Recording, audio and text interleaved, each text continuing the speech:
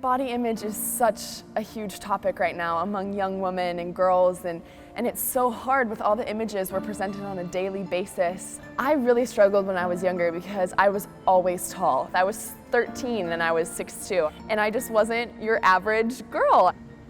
It made me stick out. As I grew up, instead of resenting my height, I began to really realize how much it helped me in my sport.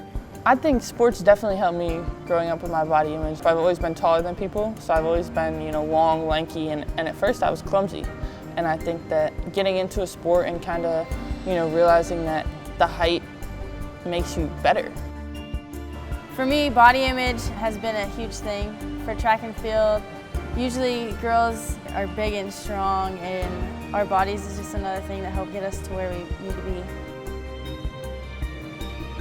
I would not be able to do what I do in the pool without my giant feet and my broad shoulders and my 6'2" height, which at a time I was kind of ashamed of, and now I absolutely love it because it's led me to my dreams, and I've been able to use this gift that I've been given to go out there and do my best. My teammates and I, we definitely talk about the issues in gender and sport and that kind of thing, and I think it's a huge topic to talk about.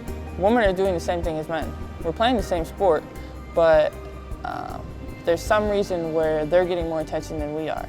It's sad. It's sad because women put in just as much work as men, and we have talent in our own way, and for it not to be honored as well and highlighted as much as men, it's disappointing, but I think it's been growing and getting a lot more publicity, so hopefully we can take that and go with it from here.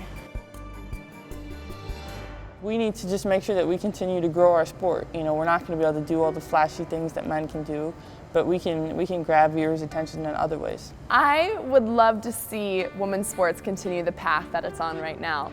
I think there are incredible women that are just taking charge, leading their sport, leading their country, and that are so proud of who they are, and they're not afraid to be themselves. One thing that I hope for the future of women's sports is to just continue to grow and get to the level where there's not a difference of, you're playing like a guy or playing like a girl. It's the same thing. There's just as good of moments for women's sports as there is as men, and I think it's on us to publicize it and promote women.